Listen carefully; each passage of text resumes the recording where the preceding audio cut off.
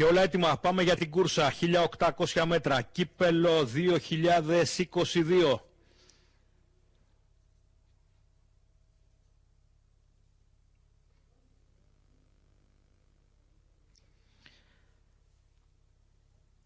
Και δίδεται η εκκίνηση, καλή εκκίνηση για όλους. Απ' έξω Rock Academy θέλει να βγει μπροστά. Από την εσωτερική ο Τζενάρο Άρμα ακολουθεί. Rock Academy, Τζενάρο Άρμα. Στην τρίτη θέση ο Greg Secrets ακολουθεί. Ο Άπλιγκτον, ο Ζαμπαργάν και στην τελευταία θέση ο Run to the Hills.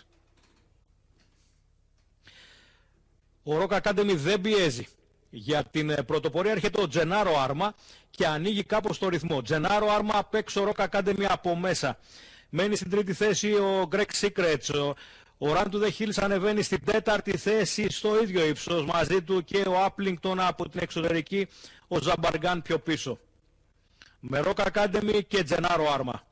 Με Run to the Hills και Greg Secrets. Ο Άπλιγκτον στην πέμπτη θέση. Ζαμπαργάν ακολουθεί.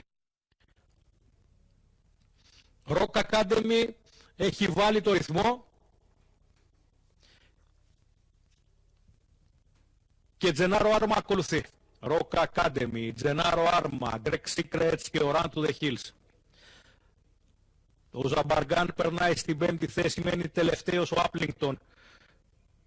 Και πάμε για τα 600, όπου Rock Academy και Τζενάρο Άρμα απ' έξω. Τώρα ανεβαίνει ο Run to the Hills και πιο έξω θέλει να περάσει στη δεύτερη θέση, τη ώρα που ο Τζενάρο Άρμα μπαίνει μπροστά.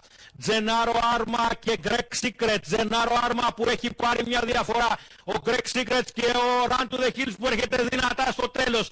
Greg Secrets θέλει να περάσει. Run to the Hills ετοιμάζει την επίθεσή του. Run to the Hills απ' έξω. Greg Secrets από μέσα. Greg Secrets και Run to the Hills δίνουν σκληρή μάχη για την νίκη. Run to the Hills απ' έξω θέλει να περάσει, περνάει. Greg Secrets από μέσα επιμένει, επανέρχεται και θα πάρει την νίκη. Greg Secrets μπροστά.